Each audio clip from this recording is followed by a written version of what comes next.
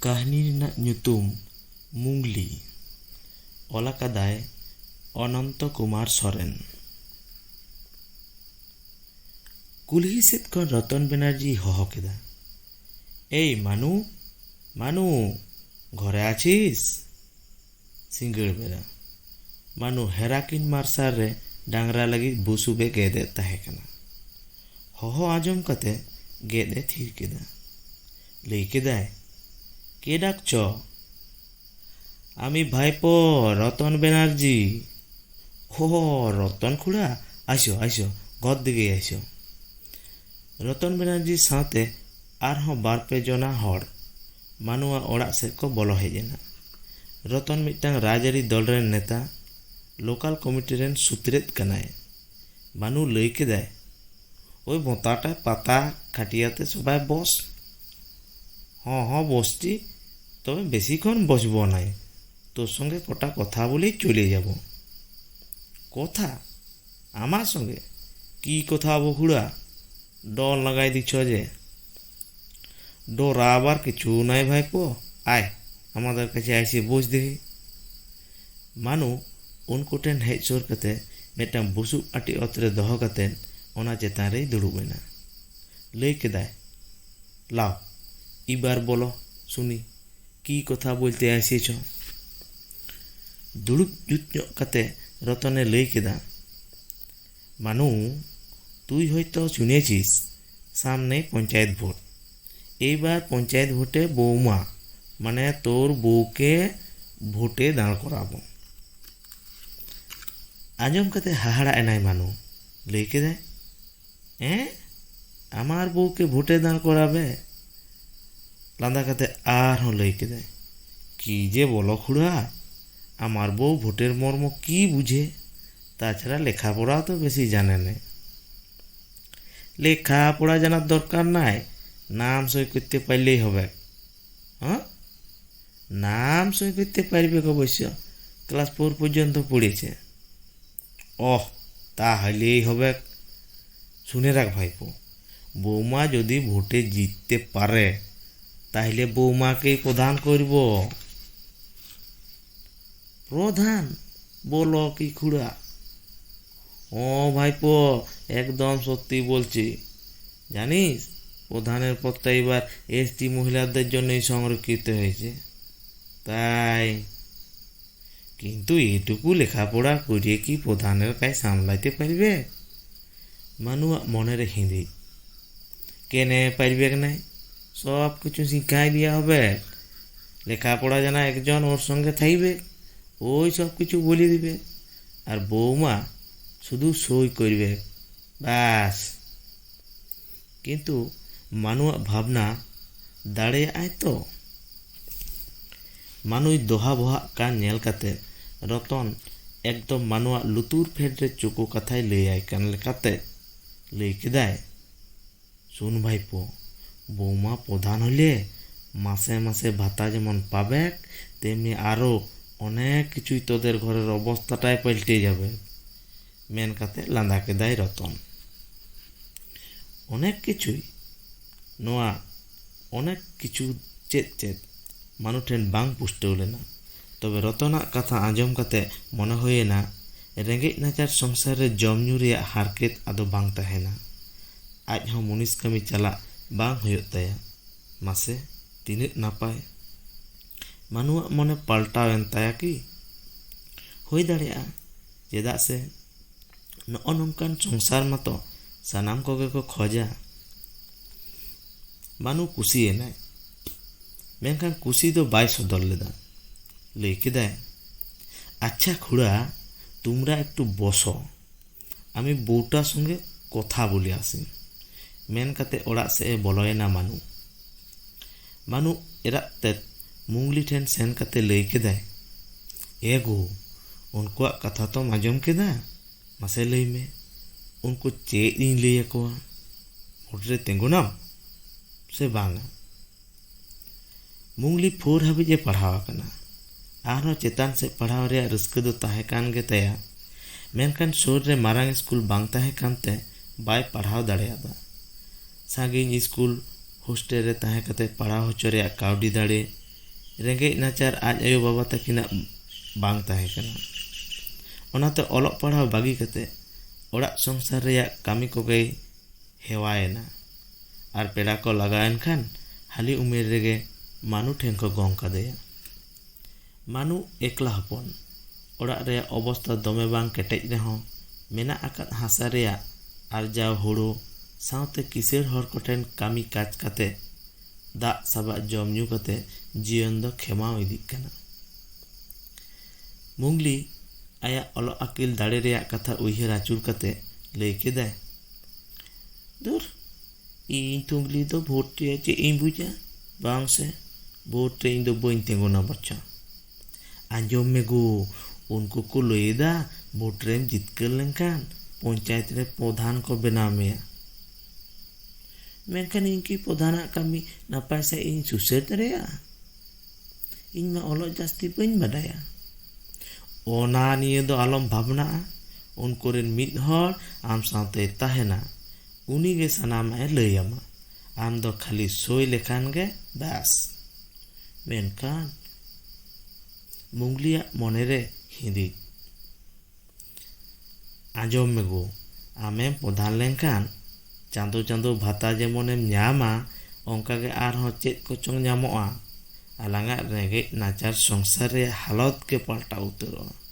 ओनातें लैत तहें जखन दाव न्यामोग कना उन दो आम भोट रे तेंगोन में।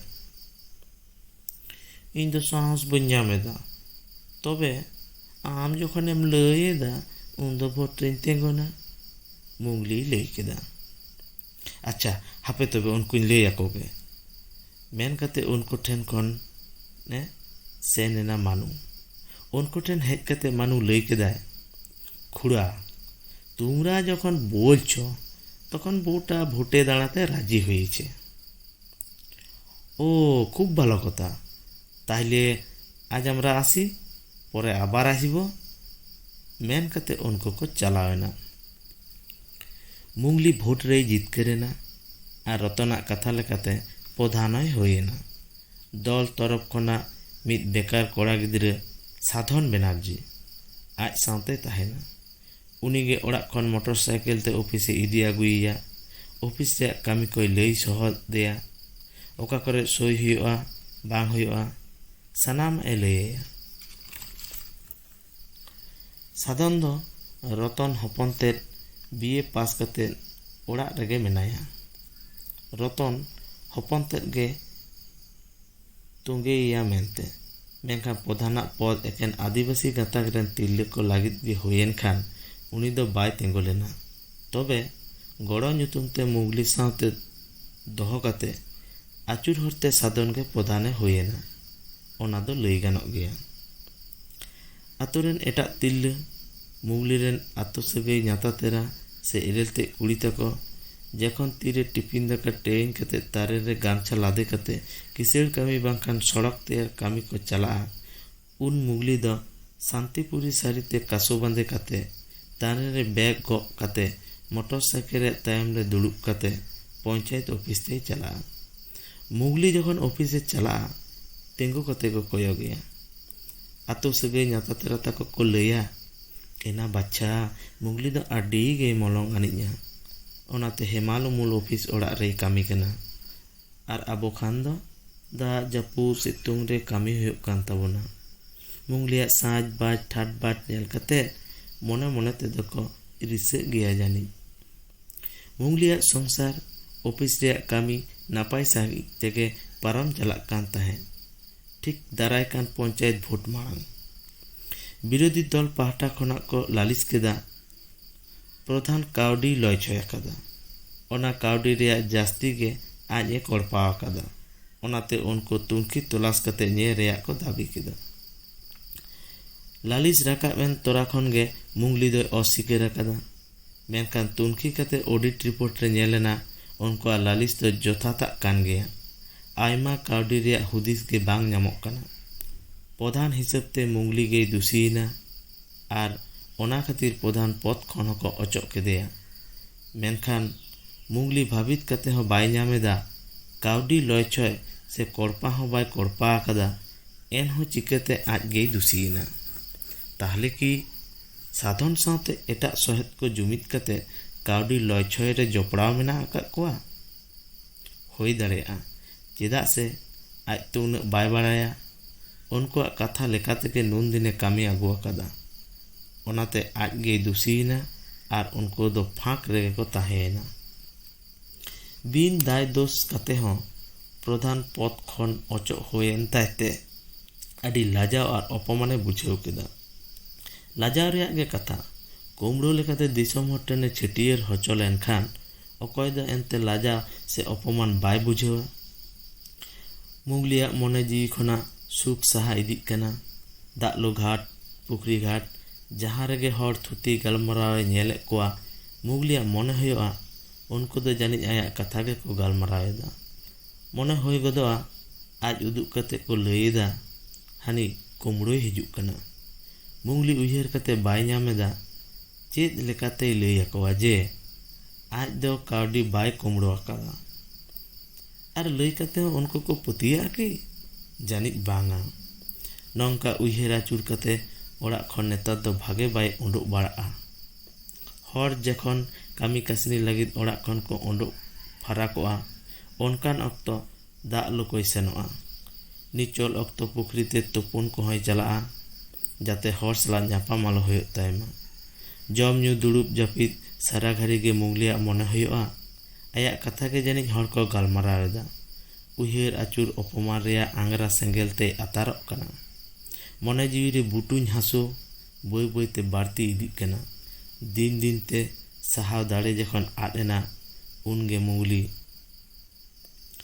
सेता तोरागे आतो जाकात हर को बाड़ाय केदा बारगे सिमुय उल दारे रे मुगली दय आका आकाना आजम ᱧᱟᱢ कते आयमा हर को हेज सेटेर आकाना आयमा हराग मने रेगे कुकली चेदा चेद खातिर आज ते जीवी नासाव केद तया रात रात ते मानुय लय केदा हयतो काउडी लयछय रे को कैदी केदे खातिर चेदा से आज दो चेद गे बाय बाड़ाया बिन दाय दोष कते हो काउडी लयछय से कुमड़ो बाप कते सासे ते ᱧᱟᱢ केद खातिर आदि लाजा अपमाने अयकेव केआ ओना होते ते भागे रड़ हो बाय रड़ बाड़ायेद ताहे हाय गुमान कते निझुमे दुरुब को ताहे तबे नौकाय कामी गोदा ओना दो बइन बुझेव ᱧᱟᱢ लेद ताहे बुझेव ᱧᱟᱢ लेखानिñ हुनंग नौका दो बांग होय कोआ लय लयते मानुआ मेद खन हिडिर हिडिर मेद दाग जरयना इस आदि दुख रेना कथा आतोरेन मिद हड़े लय केदा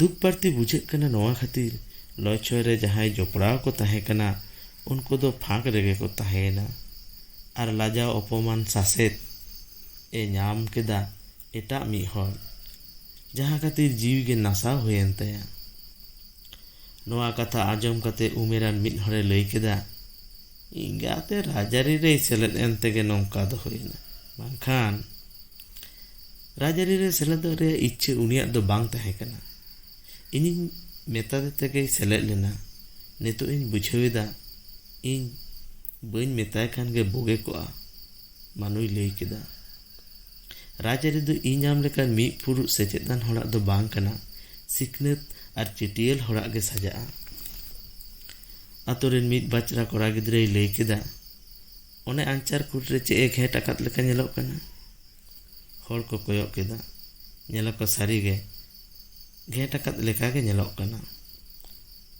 मानु मेदहा जोत कते सेन सुरेनाय आंचार खुट खन घेट लड़ा कते नेलाय मिदटांग कागज साकाम ओना कागज साकाम रे ऑल मेनाआ लाजाव अपमान रे आंगरा आतास बइन साहाव दाड़ेयाते नोआ धुड़ी धरती बागी कते चलाव तेगे होयेन तिñा नितुडी सेचेद दाड़ेयाते राजारी आखड़ा रे आड़गो गे एतम होय लेना मेद मार्शल और बुझ दिसे बांग खातिर गे मेद रे धुड़ी को एर दाड़ेयादा ओनाते नोआ धुड़ी धरती बागिया माड़ांग नोआ गिñ लैया लाफांग सचेद सिखनेत आरजाव कते बुझ दिसे दाड़े जखन पाकटोआ और एटा को आयुर सुतो इदी रेया दिल दाड़े जे हिलो केटेजोआ एन हिलो गे राजाड़ी आखड़ा रे आड़गोन पे बांखान इñ लेका गे आपेया हालत होय दाड़ेया इñे गज हड़मो जटेद कते किरिया आतांग पे आदो तीसो एटाग जाताग तायम ते बांग पे गुयुर गुयुरोआ, उनको आचुते आदो बांग पे एनेजा, एंडेखान गे इᱧᱟᱹᱜ हय जीवी थिल्लआ। मुचाद रे मुंगली जानिज आयाग ᱧᱩᱛᱩᱢᱮ ऑल लेदा स्पष्ट सहित बांग नेल उरुमोग कना। हयतो दुख काहिसते लाजाव अपमानते नवा मंच धुरी धरती बागी हुएन ताया। मुचाद मेद दाग ओना ᱧᱩᱛᱩᱢ चेतान रेगे जरो आकाना।